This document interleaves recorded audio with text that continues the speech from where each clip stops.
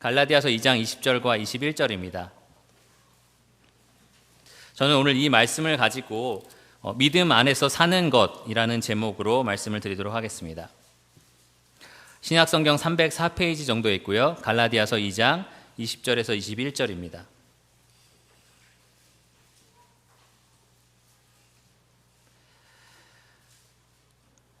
다 찾으셨으면 같이 한번 읽어볼까요? 시작. 내가 그리스도와 함께 십자가에 못 박혔나니 그런즉 이제는 내가 사는 것이 아니요 오직 내 안에 그리스도께서 사시는 것이라. 이제 내가 육체 가운데 사는 것은 나를 사랑하사 나를 위하여 자기 자신을 버리신 하나님의 아들을 믿는 믿음 안에서 사는 것이라. 내가 하나님의 은혜를 패하지 아니하노니 만일 의롭게 되는 것이 율법으로 말미암으면 그리스도께서 헛되이 죽으셨느니라. 저희가 야고보서 공부를 하면서 계속해서 이러한 말을 했습니다. 모든 환경에 대해서 온전히 기쁘게 여겨야 한다. 그리고 불평하지 말아야 한다. 차별하지 말아야 된다. 원망하지 말아야 한다.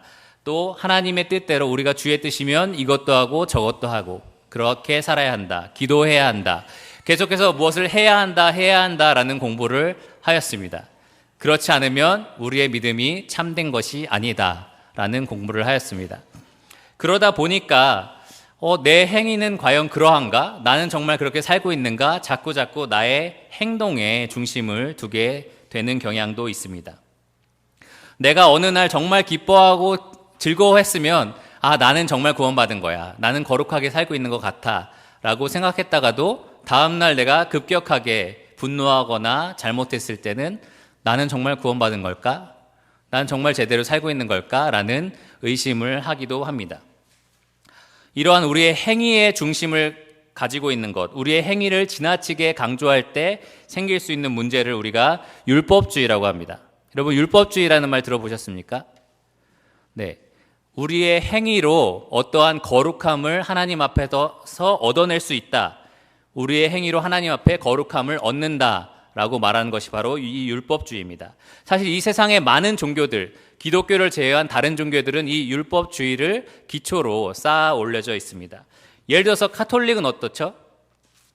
예수님의 은혜로 구원받았다. 그것이 끝이 아니지 않습니까? 날마다 죄 지은 것에 대해서 고해성사를 해야 합니다. 또 미사에 참석하는 것이 그들의 의로움에 반영을 합니다. 그래서 그들의 행위가 하나님 앞에서 의롭다 하심을 받는데 영향을 끼친다는 것입니다. 불교는 어떻죠? 참선이라는 말 들어봤습니까? 참선해야 되고 선행을 해야 합니다. 우리가 자비를 베풀고 참선을 해야만 의롭다함을 얻는 것이 불교입니다. 즉 나의 행위가 뭔가 내 의로움과 직결되어 있다는 것입니다. 이슬람교도 마찬가지고 코란의 계율을 다 지켜야 됩니다. 그리고 자기의 생명을 버리기까지 하나님께 헌신한 자들만이 구원을 얻습니다. 이 세상의 모든 종교는요, 자신의 행위가 구원과 직결되어 있는 것입니다. 자신의 행위, 뭔가 하나님 앞에서 내가 어떻게 살았느냐가 내 의롭다함과 연결이 되어 있습니다. 그런데 이 기독교는요, 그렇지 않습니다. 이러한 율법주의, 내 행위를 강조하는 것이 강해질수록 우리 교회 안에 어떤 일이 일어날 수 있느냐? 바로 내 삶에 대해서 정죄하는 마음이 생깁니다. 나는 오늘 이거밖에 살지 못했어. 그러니까 하나님은 나를 사랑하지 않으실 거야. 나는 오늘 이만큼 살았어. 너무 잘 살았어. 그러니까 하나님은 나를 사랑하셔야 해. 나는 그럴 자격이 있어. 그렇게 내 중심적인 사고가 생깁니다. 내 행위가 하나님 앞에서 엄청난 의미를 가지게 됩니다. 그리고 결국은요, 내가 그렇게 계속해서 살지 못하는 연약함이 있다는 것을 깨달았을 때 나는 구원받지 않은 건가 보다 라는 의심까지 하게 됩니다. 뿐만 아니라요, 이러한 율법주의의 영향은 다른 사람에 대해서도 가게 됩니다. 내 옆에 사람을 보니까 정말 주님을 사랑하는 사람 같이 살지 않아. 너무 행위가 별로다. 어떤 생각이 듭니까? 저 사람은 정말 구원받지 않은 것 같아. 저 사람 저렇게 사는 거 보니까 하나님이 저 사람을 사랑하지 않으실 거야. 저 사람은 하나님 앞에서 죄인이야 라는 정죄를 하게 됩니다. 또 내 행위를 계속 바라볼수록 나는 연약하다는 것을 결국 깨닫게 되고요. 결국은 어차피 내가 이렇게 노력해도 안 되는 거 열심히 살 필요 없다라는 포기와 낙심으로 가게 됩니다. 이것이 바로 율법주의가 교회에게 끼치는 영향입니다. 사실 이 갈라디아서 2장을 기록한 사도 바울은요, 이 갈라디아 교회 안에 이러한 율법주의의 문제가 있다는 것을 잘 알고 있었습니다. 1장을 한번 같이 보시면요, 1장 6절을 한번 보십시오. 이제 인사말을 막 마치고 나서 바로 사도 바울이 갈라디아 교회에게 이렇게 말합니다. 그리스도의 은혜로 너희를 부르신 이를 이같이 속히 떠나 다른 복음을 따르는 것을 내가 이상하게 여기노라. 이들은요, 은혜로 구원을 얻었다라는 복음을 들었습니다. 우리가 의롭게 된 것은 하나님의 은혜다라는 복음을 들었습니다. 그런데 그들이 다른 복음을 따랐다는 것입니다. 여기 6절에도 은혜라는 말이 나오지만 3절에도 은혜와 평강이 있기를 원하노라 라는 말이 있고요. 15절에도 그러나 내 어머니의 태로부터 나를 택정하시고 그의 은혜로 나를 부르시니가 라고 하면서 사도 바울은 계속해서 은혜를 강조합니다. 이들이 처음 들었던 복음이 은혜로 의롭다함을 얻는 복음이었기 때문입니다. 그런데 지금 이들은요, 다른 복음을 쫓고 있었습니다. 2장으로 가시면요, 11절에 사도 바울이 이 베드로를 책망했던 일을 언급합니다.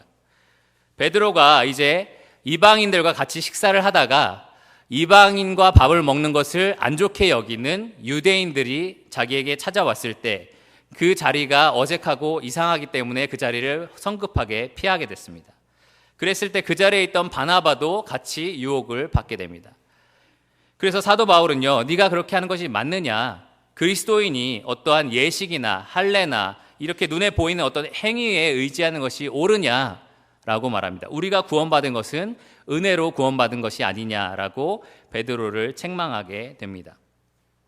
어떤 행위에 의존하는 것들, 행위를 의지하는 것들을 강력하게 책망하고 있었던 것입니다.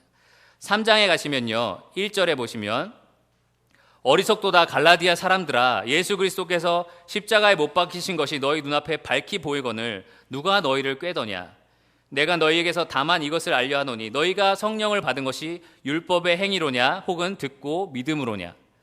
분명하게 주제를 말하고 있습니다. 너희가 구원받은 것이 정말 하나님의 은혜로 말미암아 의롭다함을 얻은 거냐, 아니면 너희의 행위로 의롭다함을 얻은 거냐?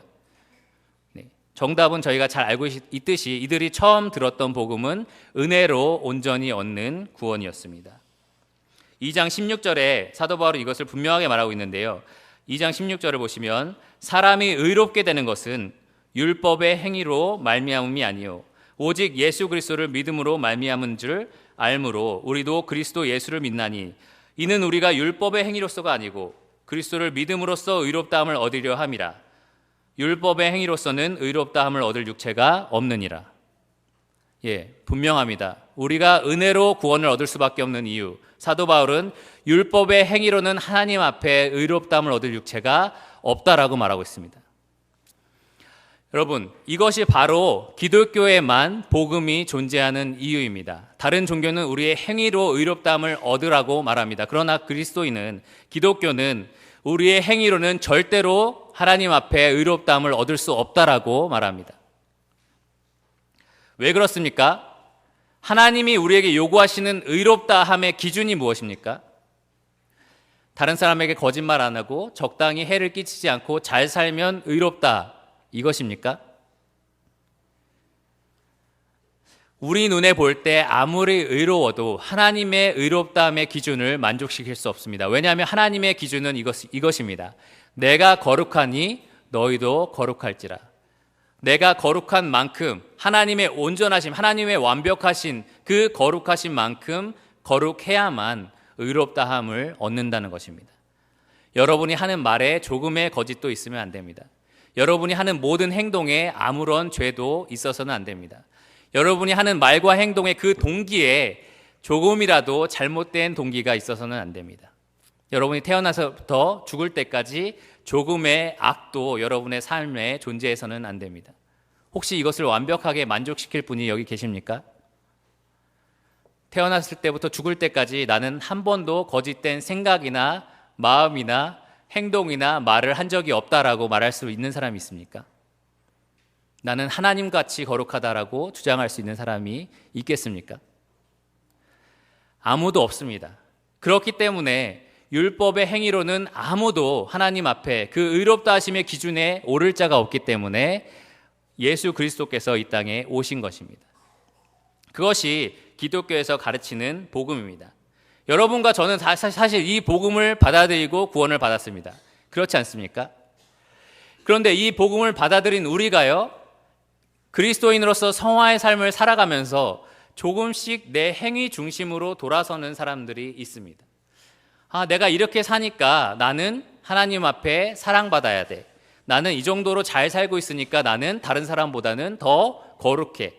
나는 더 의롭다함을 얻을 만한 자격이 있는 사람이야 라는 생각으로 가게 됩니다. 반대로 저 사람은 이렇게 사는 거 보니까 하나님 앞에 잘 살지 못해. 거룩하게 살지 못해. 의롭지 못해 라는 정죄도 하게 됩니다. 은혜로 온전히 구원을 받은 우리가 이제는 행위를 의지하게 되는 것입니다. 그래서 갈라디아서 오늘 본문 말씀인 20절과 21절에서 사도 바울은 우리가 그리스도인으로서 이 세상에 사는 것도 하나님의 온전한 은혜로 되는 것이라고 분명하게 말하고 있습니다. 20절을 보시면요, 내가 그리스도와 함께 십자가에 못 박혔나니 라고 말하고 있습니다. 내가 그리스도와 함께 십자가에 못 박혔나니, 이게 무슨 말일까요? 강도들처럼, 예수님 옆에서 함께 십자가에 못 박혔던 강도들처럼 우리도 예수님과 함께 십자가에 못 박혔다, 그 장소에 우리도 같이 있었다, 이런 말일까요? 그런 말은 아니겠죠. 그러나 우리가 예수님을 영접한 순간, 우리가 예수님과 연합하여 한 몸을 이룬 그때에, 예수님이 십자가에 돌아가시는 그때에 우리의 모든 죄가 사해졌다라는 말입니다. 다른 말로는요, 율법의 모든 요구 조건을 하나님께서 예수 그리스도를 통하여 완전히 충족시키셨다는 것입니다. 오늘 예배 시간에 우리가 얘기한 것처럼 다 이루었다. 무엇을 다 이루었다는 것입니까?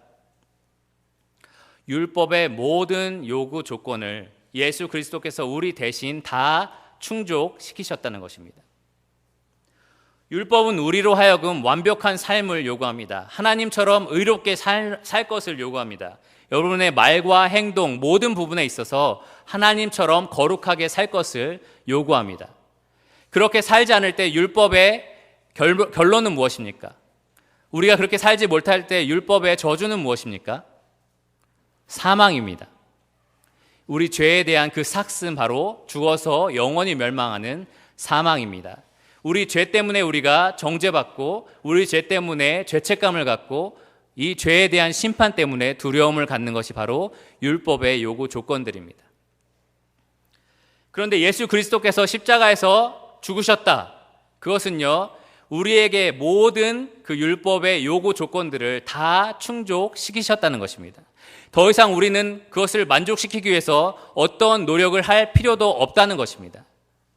우리의 어떤 행위로 더 무언가가 우리가 더 추가할 필요가 없다는 것입니다. 이미 율법의 모든 조건이 완성되었다는 것입니다. 그러므로 우리는요, 모든 율법의 요구로부터 자유롭습니다. 완전히 자유로운 것입니다. 그래서 사도 바울은요, 다른 말씀 로마서 8장 3절과 4절에 이렇게 말하고 있습니다. 율법이 육신으로 말미암아 연약하여 할 수 없는 그것을, 우리의 육체를 가지고 이 율법의 요구 조건을 절대로 이룰 수 없기 때문에 하나님이 하셨다라고 말하고 있습니다. 하나님이 어떻게 하셨습니까? 곧 죄로 말미암아 자기 아들을 죄 있는 육신의 모양으로 보내어 육신의 죄를 정하사 육신을 따르지 않고 그 영을 따라 행하는 우리에게 율법의 요구를 이루어지게 하심이라. 예수 그리스도께서요, 우리 대신 모든 율법의 요구를 다 이루셨다는 것입니다. 그러므로 이 말은 무슨 말이 되냐? 오늘을 살아가는 여러분에게 어떤 의미가 되느냐? 나의 행위가 하나님의 사랑을 더하게 하거나 하나님의 사랑을 덜하게 하지 않는다는 것입니다. 여러분, 오늘 정말 기쁘게, 하나님을 기쁘게 잘 살았다고 해서 하나님의 사랑이 더 커지지 않는다는 것입니다. 여러분, 오늘 실패하고 낙심하고 죄를 졌다고 해서 하나님의 사랑이 줄어들지 않는다는 것입니다. 왜 그렇습니까? 여러분의 행위에 따라 하나님의 사랑이 변하지 않기 때문입니다. 그리스도와 여러분이 십자가에 못 박혔을 때 여러분의 모든 죄가 이미 사해졌기 때문입니다. 여러분의 불순종이 하나님으로 하여금 진노하게 하거나 분노하게 하거나 어떻게 이렇게 나를 배반할 수 있어? 하나님이 이렇게 만들지 않습니다. 반대로 여러분이 오늘 순종을 많이 했다고 해서 하나님이 더 여러분을 사랑해야 할 의무가 생기거나 난 이렇게 많이 순종했으니까 나를 사랑하는 것이 당연합니다라고 우리가 주장할 권리가 전혀 존재하지 않는다는 것입니다. 한번 여러분의 삶을 두고 한번 생각해 보십시오. 하나님 앞에 정말 나는 이 정도면 거룩하니까 나를 사랑해야만 합니다라고 주장할 수 있습니까? 그럴 수 없습니다. 우리가 하나님 앞에 나올 수 있는 이유는요, 오늘 우리가 예배드렸던 것처럼 예수 그리스도께서 우리의 의로움이 되어 주셨기 때문입니다. 우리가 애초에 거듭난 것은요, 이 갈라디아 성도들이 구원받은 것과 마찬가지로요, 하나님의 온전한 은혜 때문입니다. 예수 그리스도의 의롭다 하심을 우리가 옷 입었기 때문입니다. 그렇지 않습니까? 마찬가지로 매일매일 여러분이 살아감에 있어서 여러분이 거룩한 삶을 살 수 있는 이유는요, 여전히 여러분이 예수 그리스도를 옷 입고 있기 때문입니다. 여러분이 더 잘 살아도 아니고 여러분이 못 살아서도 아닙니다.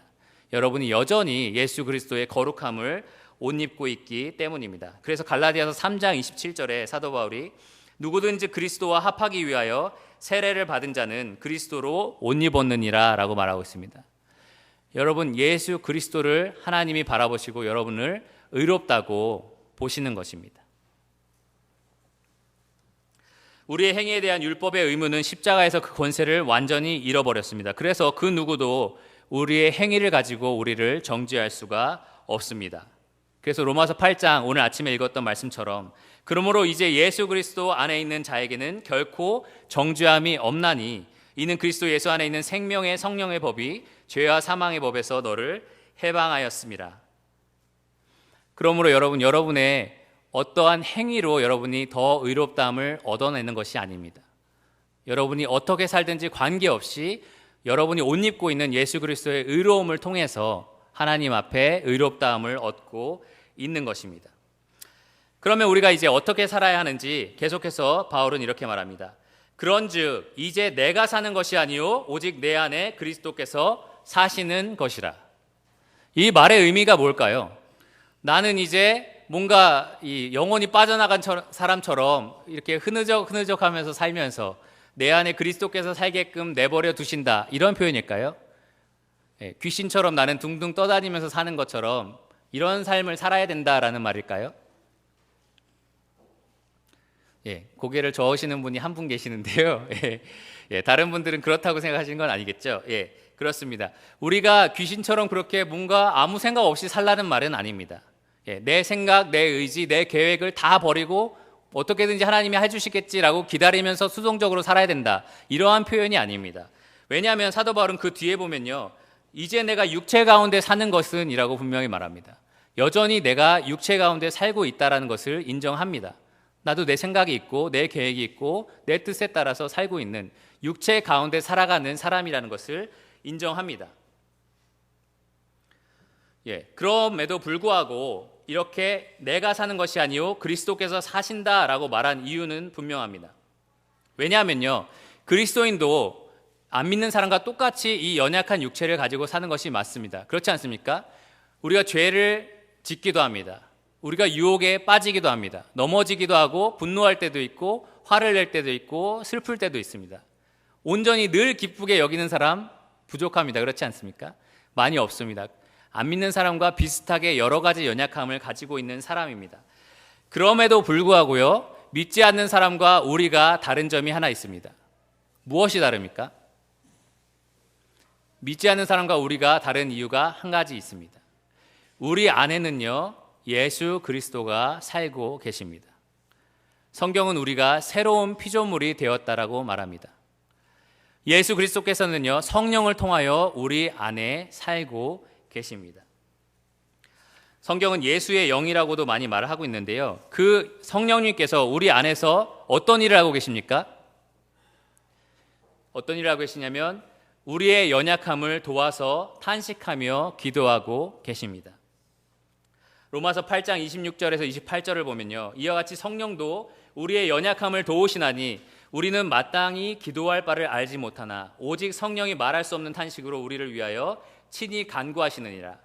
마음을 살피시는 이가 성령의 생각을 아시나니 이는 성령이 하나님의 뜻대로 성도를 위하여 간구하심이니라. 우리가 알거니와 하나님을 사랑하는 자 곧 그의 뜻대로 부르심을 입은 자들에게는 모든 것이 합력하여 선을 이루느니라. 믿지 않는 사람과 우리와 똑같이 연약한 육체를 가지고 살지만 우리는 다릅니다. 우리 안에는요, 성령님께서 살아계십니다.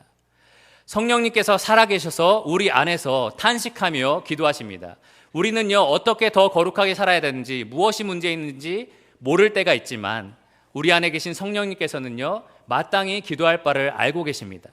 우리를 위하여 친히 간구하시고요, 우리를 날마다 거룩하게 만드시는 일에 하나가 되고 계십니다.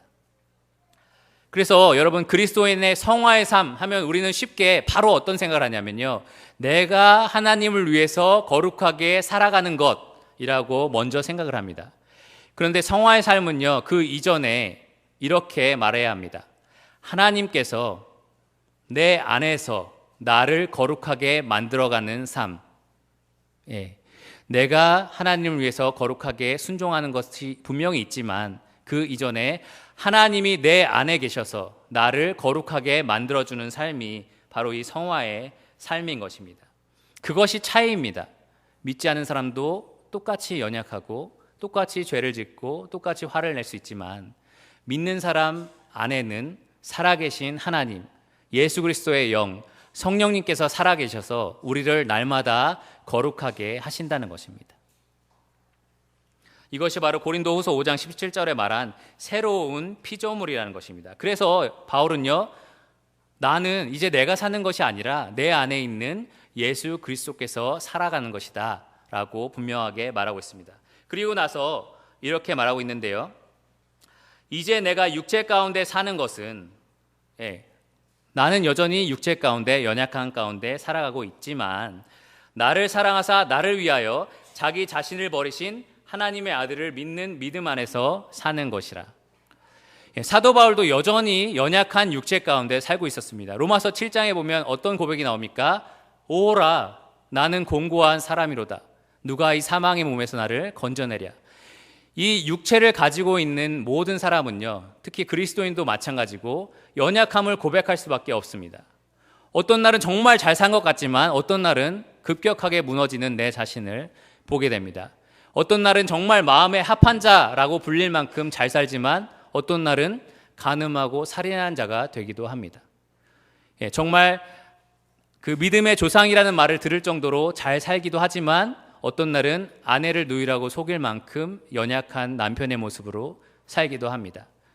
이방신들을 섬기는 선지자들 앞에서 하나님을 선포하는 위대한 선지자처럼 살기도 하지만 어떤 날은 정말 나무 밑에서 죽기를 간구하는 그러한 연약한 인간이 바로 저희들입니다. 우리의 행위를 바라보고 우리의 노력을 우리가 집중한다면 우리는 이렇게 연약하다는 것밖에 고백할 수가 없습니다. 그래서 사도 바울은요, 이제 내가 육체 가운데 사는 것은 내 육체를 바라보고 내 육체를 의지하기 위해서 사는 것이 아니다. 다만 나를 사랑하사 나를 위하여 자기 자신을 버리신 하나님의 아들을 믿는 믿음 안에서 사는 것이라고 고백을 합니다. 믿음의 대상이요, 내 행위가 아니라는 것입니다. 내가 믿는 믿음의 대상은 바로 예수 그리스도라는 것입니다.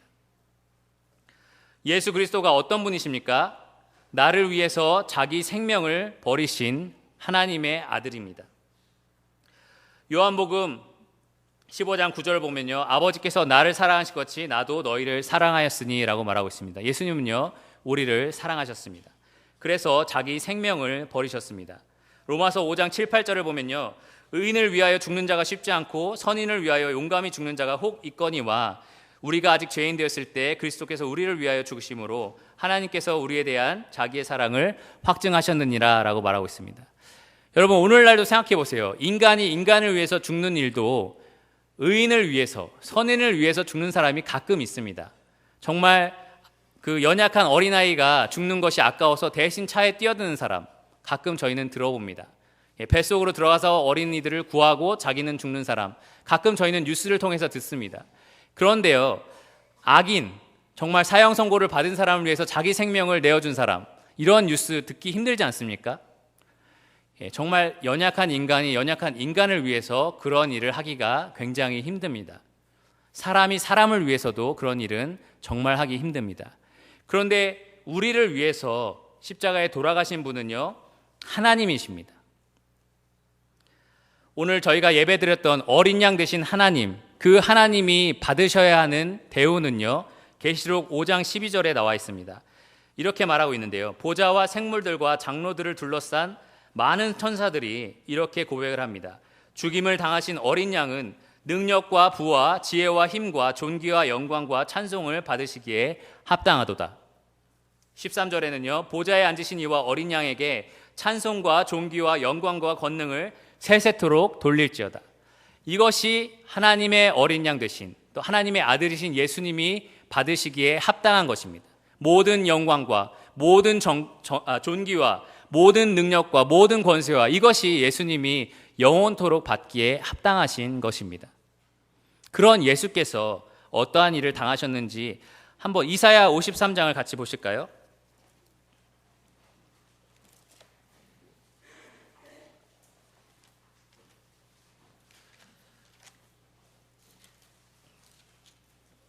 (1034페이지) 구약성경 1034페이지에 이사야 53장입니다.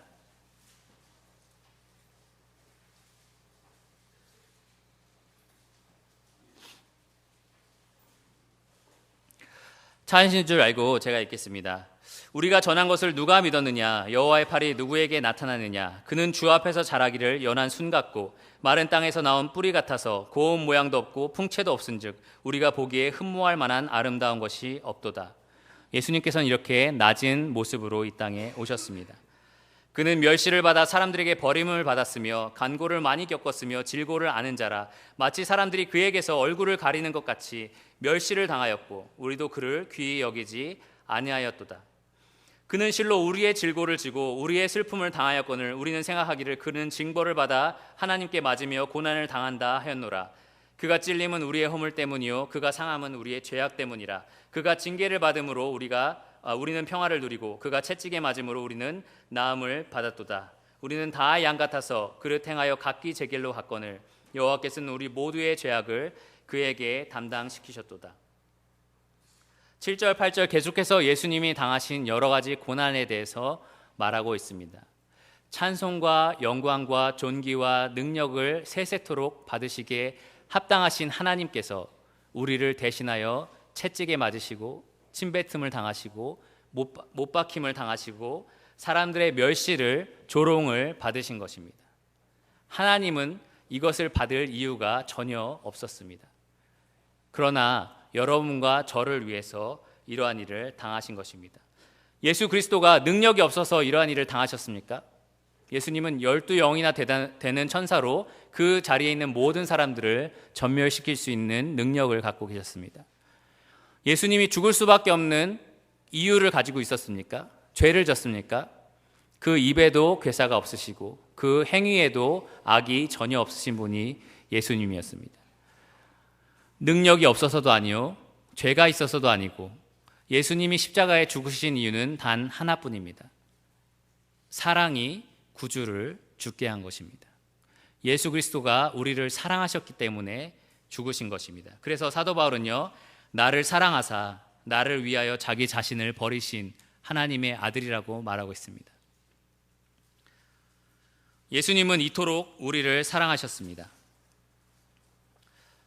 바로 이러한 사랑으로 예수님이 우리를 구원하셨고 우리에게 의롭다함을 옷 입혀 주셨습니다. 내가 이 연약한 육체에 살고 있지만 그러나 나는 이 육체를 바라보는 것이 아니라 나를 사랑하시고 나를 위해서 생명을 버리신 예수 그리스도를 믿고 살아간다라고 사도 바울은 말하고 있습니다. 내가 이 육체를 의지하고 신뢰한다면 넘어지고 좌절하겠지만 이 예수 그리스도를 믿고 신뢰한다면 나는 영원한 승리자고 영원히 하나님 앞에서 의롭다함을 받은 자라는 사실입니다. 바로 이 예수 그리스도를 믿기 때문에 사도 바울은 진정으로 기쁨으로 믿음의 생활을 할 수 있었습니다. 제가 베드로전서 공부를 하면서 이런 말씀을 드렸습니다. 꼭 기억하실 것인데요. 우리는 의롭다함을 얻기 위해서 거룩한 삶을 살고 있는 것이 아닙니다. 의롭다함을 얻기 위해서 살고 있는 것이 아닙니다. 우리는 의롭다함을 얻은 자이기 때문에 거룩한 삶을 사는 것입니다. 이미 예수 그리스도께서 이미 다 이루신 그 의로움 때문입니다. 사도 바울은 이어서요 이렇게 21절에 말하고 있습니다. 내가 하나님의 은혜를 패하지 아니하노니 만일 의롭게 되는 것이 율법으로 말미암으면 그리스도께서 헛되이 죽으셨느니라. 우리가 은혜로 구원을 받았고 우리가 믿음의 생활을 하는 것도 하나님의 은혜로 살고 있다면 내 행위를 의지하지 않겠다라고 사도 바울은 말하고 있습니다. 내 행위를 의지함으로 이 믿음을 패하는 자가 되지 않겠다. 왜냐하면 나는 하나님으로부터 의롭다함을 얻은 것이 오직 은혜로 된 것이기 때문이다. 내가 만약 이 행위를 의지하고 살아간다면 예수님은 헛되이 죽으신 것이다 라고 말하고 있습니다.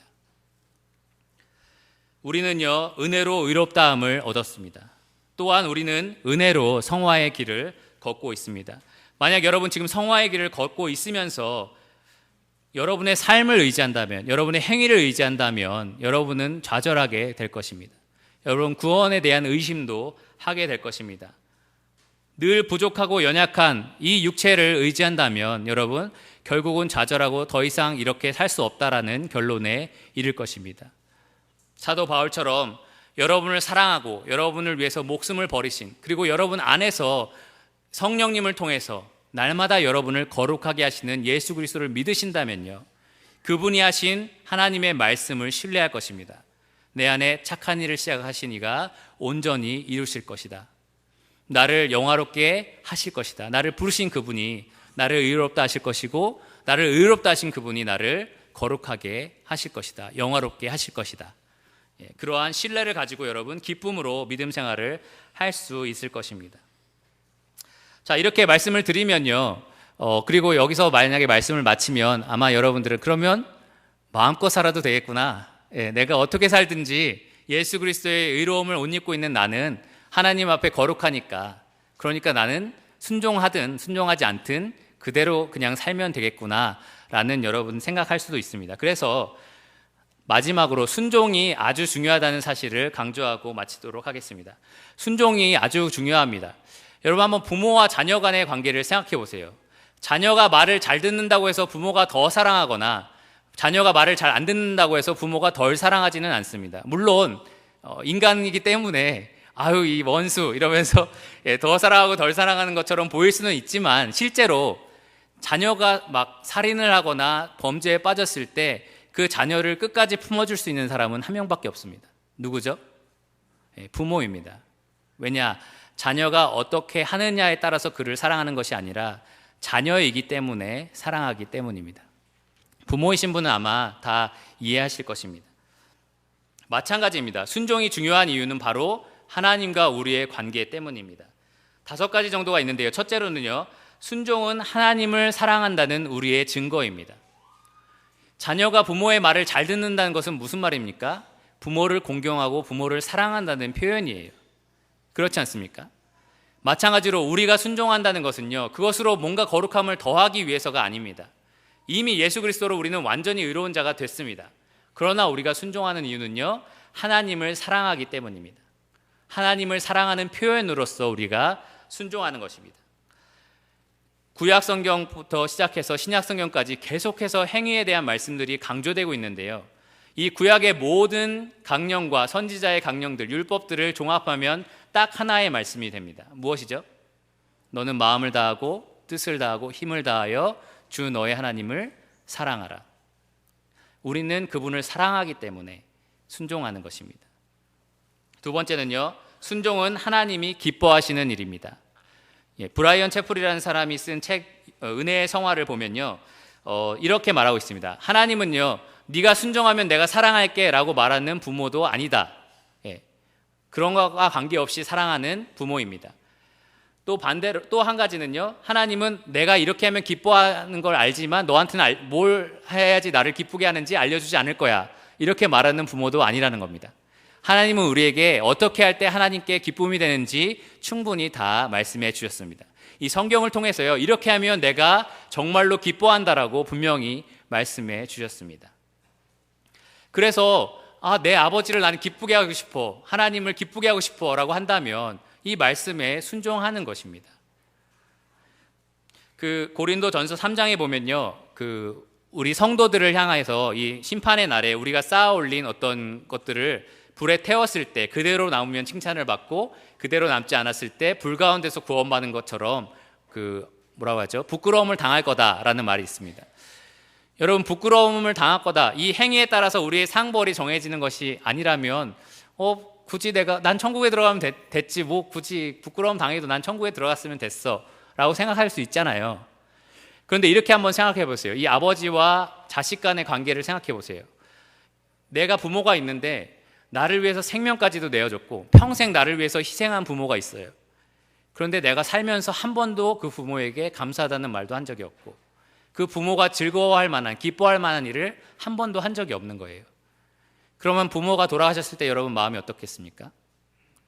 정말 마음 아프지 않겠습니까? 내가 정말 한 번이라도 내 부모를 기쁘게 해봤으면, 그렇게라도 했으면 얼마나 좋았을까 탄식하지 않겠습니까?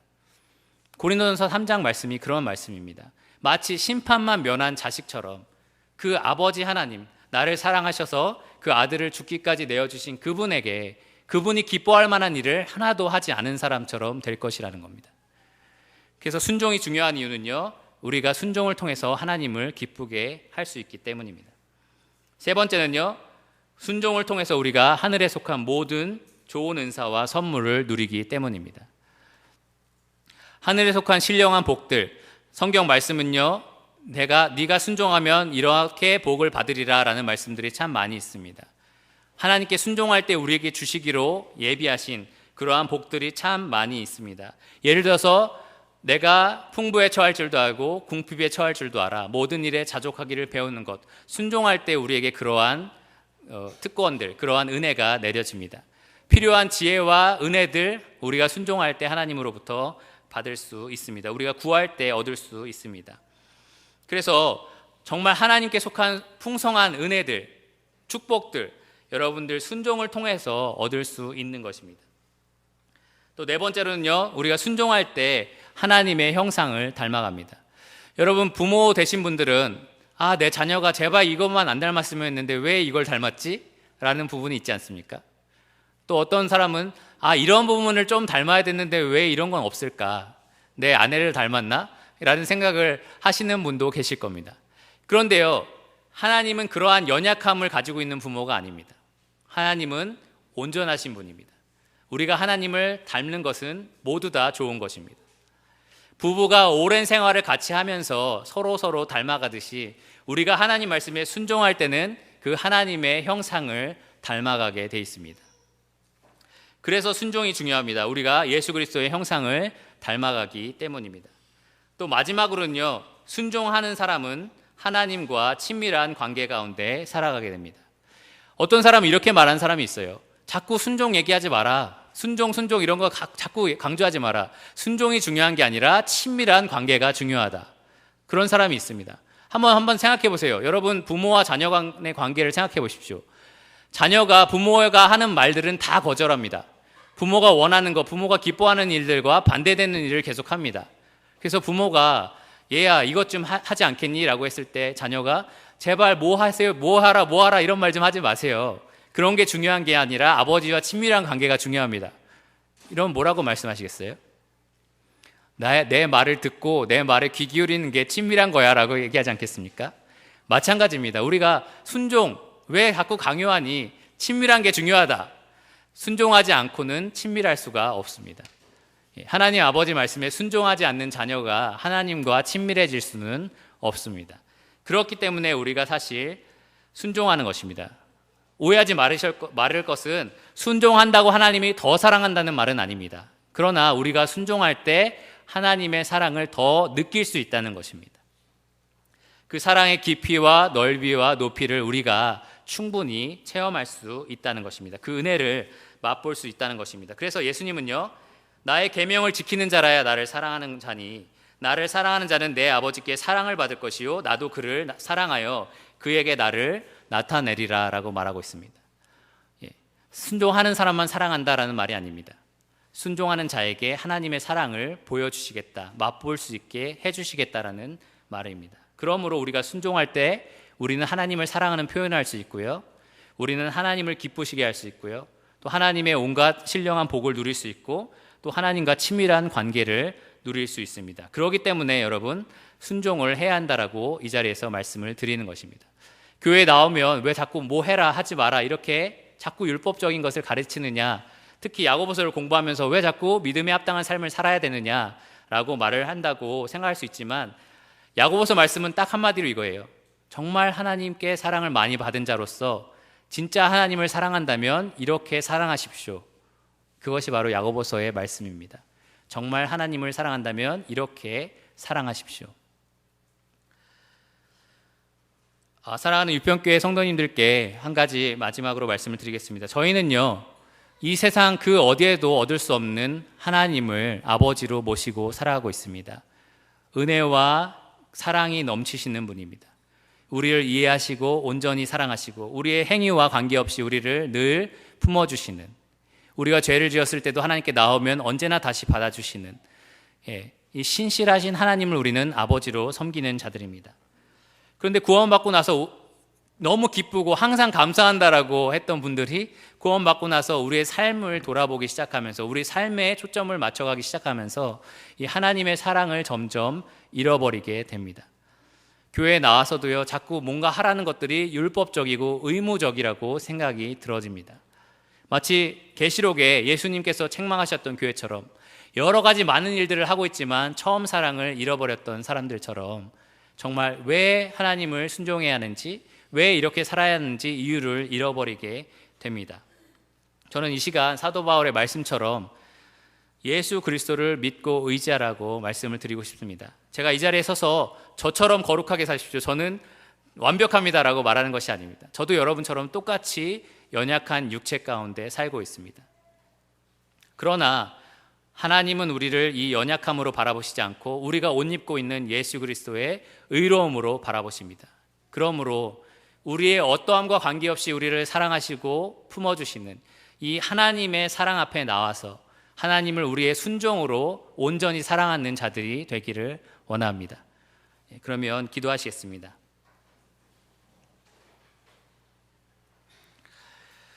하나님 감사합니다.